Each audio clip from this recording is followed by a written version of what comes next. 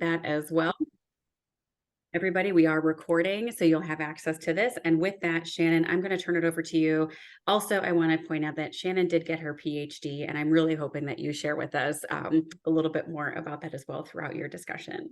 I am excited too. Thank you so much, Dion, for putting on this tremendous and wonderful event. I am blown away by the sessions that you have been able to pull together so far and the folks that we've heard from already. And I cannot wait to continue to hear from everybody. This is like getting a master's degree in how to fine tune your sales efforts. And the timing is perfect as we head into 2024, right? Absolutely. That's why we're doing it, Shannon. Absolutely. Right. We're all out to make more revenue, but do it with a soul and not burn out our people.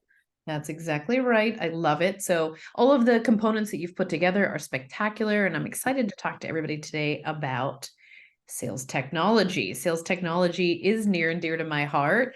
Yes. As Dion stated, I did get my doctorate in sales technology user adoption, specifically CRM. So I am going to sprinkle that throughout. I think it's going to be really enjoyable for everybody. And Dion, you're somebody that I've been talking to about sales technology since I don't even want to tell everybody how long it's been because it's been a really long time. Forget Salesforce Classic. I mean, we go back to the days before Classic, which Yeah. that's hard. Right. It's hard to believe. It's really wild when you think about it. So excited to talk to you today about a topic that is continuously changing. How to fine tune your sales efforts by looking at your sales tech stack for increased revenue, because there is revenue in there, Dion, and I know you know it. Yep, absolutely. You have to, right? Again, how many times do people buy a Salesforce and they just personalize the crud out of it? It's not usable. Salespeople hate it, and it defeats the purpose of buying it. Or you buy Outreach or sales engagement platform, and we trip and fall and fail on the adoption and implementation, and that's where we start losing out on the revenue. So yeah, Shannon, I agree. It's so true. And I think a lot of times we see these beautiful, wonderful demos. Hey, I've got this thing. The thing's going to be your silver bullet. And guess what? It never, ever is. It So, never is. Who still believes that? there's always somebody. There's always somebody who sees it and they think, yes, my pain is so great. That's it. That's what's going to happen. So we're going to talk a little bit first about how to navigate the sales technology landscape and really, looking at how choosing the right things for your tech stack can drive revenue growth. And Dion, I know this is something that you and I have looked at every year for years and years and years. And what is this? It's an eye chart, right? 100%. Yeah. And there are those of us that are listening today who are younger, who have younger eyes than you and I do, Dion. And I bet even they cannot look at these and recognize these are logos of available point solution technologies. On the left, you see MarTech, and on the right, you see Sales Tech, about 5,000 and about 800. So we're looking at 6,000 point solutions. And can you imagine how bloated and heavy this makes the sales team feel? Yeah, it's too much, right? You're doing double duty because we haven't done things the right way. And yeah, it's crazy.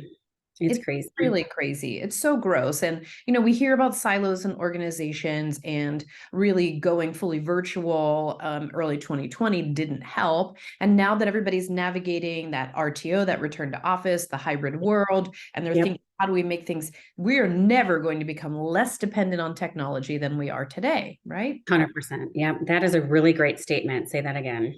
Yeah, there is not going to be a day for the rest of our lives where we will become less dependent on technology, right? Yep. Amen. So we heard last session about how, multitasking is not a thing. Your brain literally cannot do that. And the same is for your technology. It can't operate in many different ways unless you think about how to have a streamlined approach, which is why when you asked me to talk about building a robust sales tech stack, I was like, let's do this thing. Let's definitely.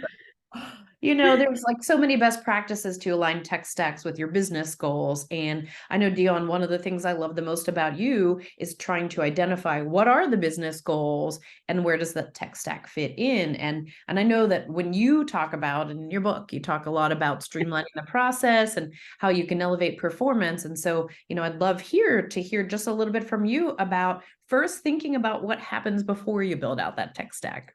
Yeah, Shannon, and you and I have done this, and so everybody, you're probably picking up on that. Shannon and I have known about this for a long time. She's on the tech side and really thinking through that and going deep. And then I'm on the operational side of the house, right? And so we always start with the end in mind. What do we want this to do for ourselves? Number one, and number two, it takes a lot of effort to bring more people, right? And more people and more teams. So having product marketing, marketing enablement, L&D, right? Your CRO, everybody, the different teams involved in having and using one platform takes a lot of effort. It takes a lot of overcoming egos. It takes a lot of humility, right? But if we go into that, when we work with our clients and talking with Shannon, we always talk about what if you were a salesperson or you were the SDR or you were the marketing person or you were the client, right? What experience do you want them to have at the end of the day? Because sometimes for us, when we're picking out a tech stack or we're picking out a platform, we get really, really attached to it.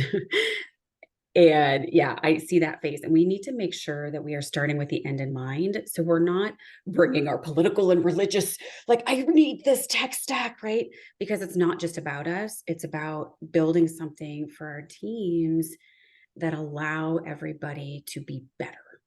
So there's my evangelical mantra for today. Take it away.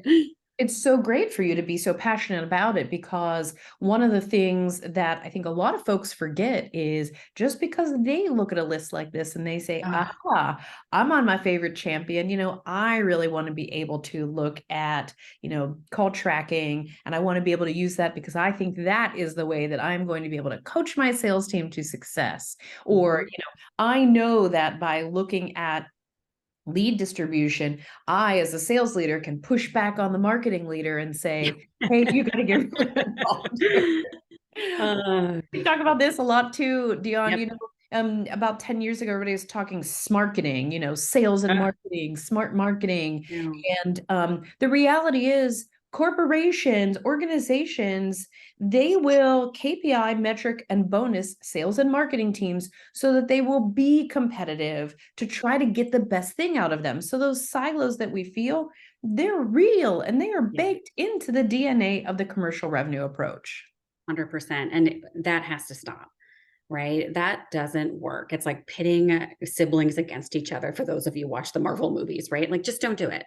Just don't do it. Align. And that's the other thing that we talk about too, right, Shannon, is what are your goals? And then what are the KPIs and metrics? And then bonus everybody on those, right? Your KPIs, your metrics, things of that nature. And then everybody up in one seat to the left. We talk about that a lot too, right? If you haven't sat in on the marketing efforts and kind of what they're doing, if you got say anybody, marketing, product marketing, your CEO, your executive team, they haven't heard or sat with an SDR or AE or gone on a sales call in over 6 months, something else is really wrong, because we're just too far removed and we don't have the empathy, we don't have the understanding to look at this list that Shannon has put together and really realize what it means to come together. So true. And it's also insulting to our team Yep. members to say, hey, we feel like you're coin operated, right? That's just not what we're doing anymore. We're looking to be trusted advisors in Yep. that revenue generating area, from marketing to sales and beyond, really. We want to look to delight our customers and our prospects all of Yep. the time. And, Yep. I know that Dion, but I teach a course at Point Park Yes. University called Technology and Innovation in Sales and Marketing. And I have one student this semester who, in our discussion boards where we talk about this sort of thing, keeps bringing up the user. And I'm like, you, my friend, are going to be a superstar as soon as you get Yep. out to the world of work. Because 100%. thinking about the user is something that we can really do to modernize our tech stack, right? Yep. I love it. So there are 4 basic questions that you should ask yourself before you buy sales tech. Do not get so excited by a demo and say, great, these 27 minutes that we spent together are going to solve the problems our organization has had for 42 years. Totally. Totally. So these 4 questions I really want you to think about are: first, integration. Will this technology integrate with our core platform, which is your CRM system, right? So is it flexible enough to feed back in so that you've got a real platform for engagement for the folks who are working with your customers? Next, what's the unmet need? So is there something that this application is going to solve, not just in a behind the hallways point solution sort of way, but in a way that impacts the entire revenue organization? And then can we use it to improve our current workflow? Or is it going to make something that's a little bit more challenging? So instead of us traveling down a straight highway, we're taking loads of scenic routes off so that we can try to get to what Dion keeps talking about, that Covey proverbial begin with the end in mind. That is so critical. And then finally, are there other cross-functional teams that will benefit from this technology? And my secret tip here is, if there are, they will share the budget with you. So I love that. I love that. Freeing up budget, right? And then working together. And Shannon, I love everything you're talking about here and answering these questions and thinking it through, right? There's that phrase that says, if I want to go fast, I go alone. But if I want to go far, I go together. And that number 4 is really, really important, right? So it's kind of like if marketing and sales and sales and every other department in the organization can actually align and get along, it's kind of like when mom and dad don't fight anymore, right? So we can go definitely farther, faster together. On a side note here, I'm going to interject a little asterisk that says for a lot of people, we do verbalize a lot of the content we have. A lot of people walk and listen to webinars. We also want to be inclusive for our DEI folks, right? So you've got folks that may have some visual or different auditory issues. So we want to make sure we're speaking in and including everybody we can with our content and our webinar series here today. So, and I think to Shannon talking about number 3 is, I think the assumption there is that we actually have documented our current workflows. Yes. Can you talk a little bit more about like maybe how when you talk with folks about buying technology, like how do you kind of coach them into these 4 questions? I'm so pleased that you're bringing up documentation in specific. And that ties in so well to the accessibility issue, because part of my doctoral research was thinking about adult learners, right? Andragogy, that's how adults learn. And that doesn't even start to bring in accessibility. But we know some people are visual, some are kinesthetic, some are auditory. Really, everybody's a combination of each, but making sure your documentation can be accessible to people in multiple different ways. Because if you plopped me in front of a 2-hour learning video on an LMS, you and I both know 6 minutes into it, we'd be moving on to the other things that are on fire behind us, right? Yeah, absolutely. Documentation is so great. And I think a lot of times when you sit down and think about what does the workflow look like, that's where you're going to be able to see, all right, these are the things we need to do before we buy this technology. And so documentation leads so well into number 1, where, the first thing you have to do is value stream map your current process. So does value stream mapping sound really heavy? Sure. Can it be something beautiful like universal process notation or Visio? Yes. But can it also be a group of friends sitting around a whiteboard and saying, what happens when we get a lead?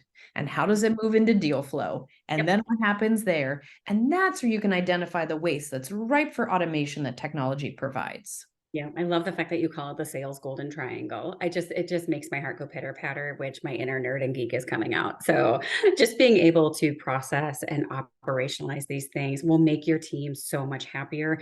And the other thing I really hear you talking about, Shannon, is being other-centered thinking, right? So I know Aslan training talks about that a lot. And it's really that concept of empathy and compassion and just thinking about other people. Not only is this going to make my life easier, but if it does, am I able to also, to your point, can other teams benefit?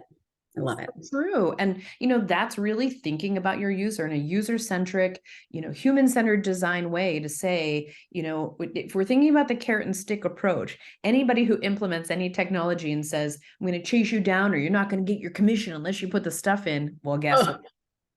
They're not going to put the stuff in.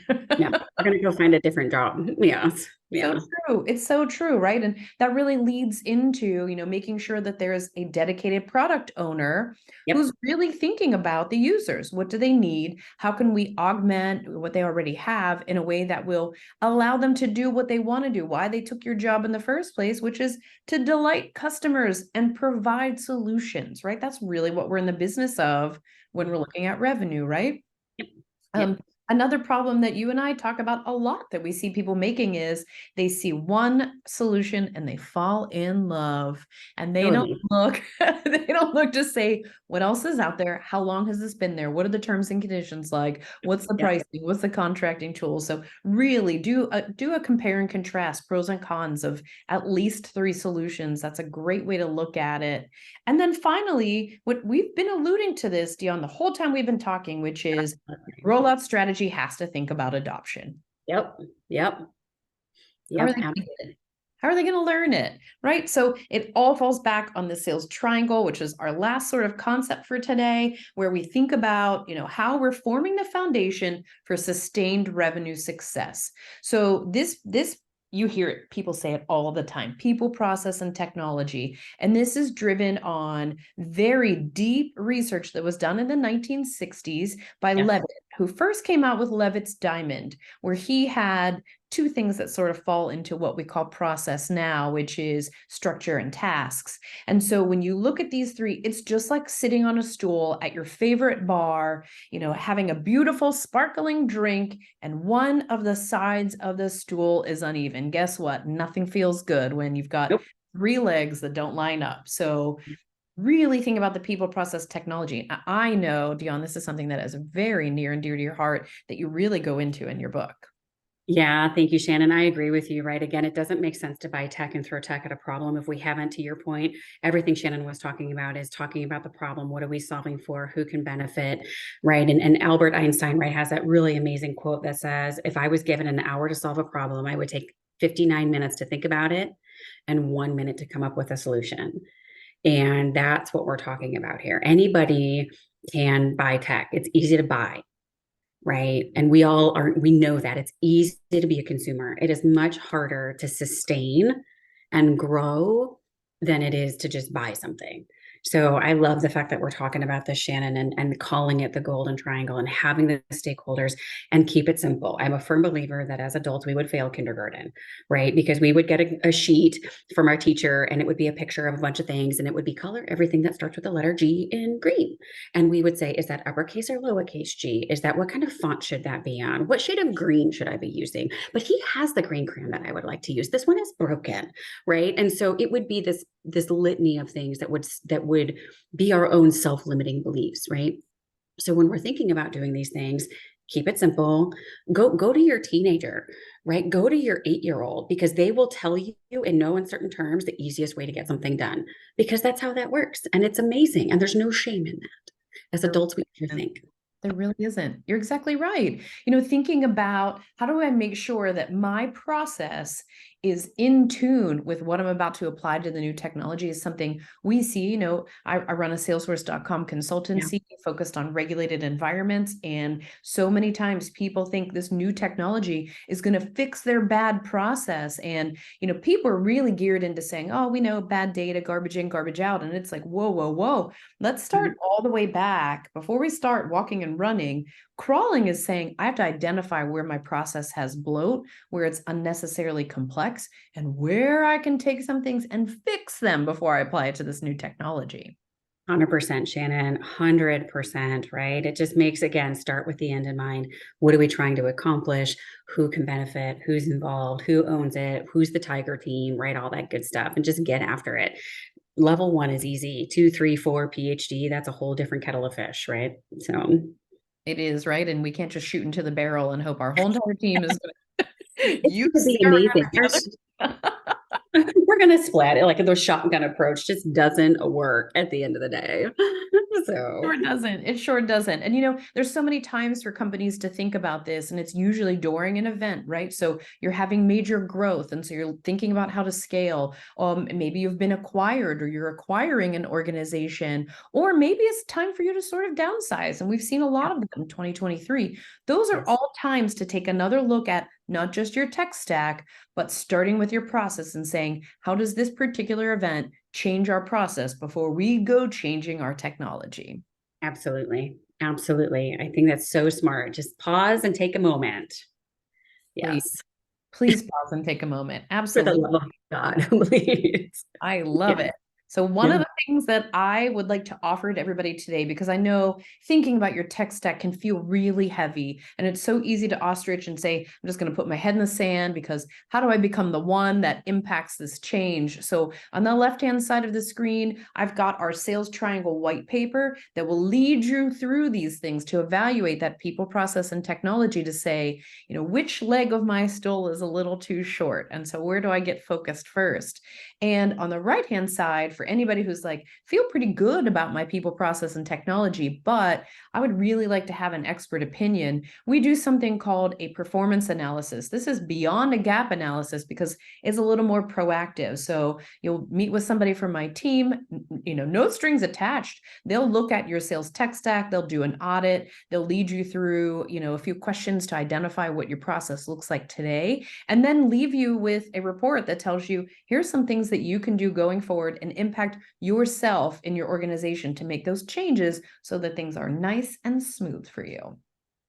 Shannon, thank you so much. And everybody, again, Shannon, this is a beyond generous offer. We're so thank you and grateful that you have given this to us. So I encourage everybody to go ahead and download the white paper, right? And then, of course, go ahead with the tech stack audit as well, especially now as we're entering into definitely going to be a busy season, both personally and professionally, unless maybe you changed your end of fiscal year to end of January, but which is kind of becoming a thing. Is And I think too, one of the ways that we talk with people, because sometimes with the offers that we have for everybody and the gifts we have, one of the things is, man, when do I find time for this?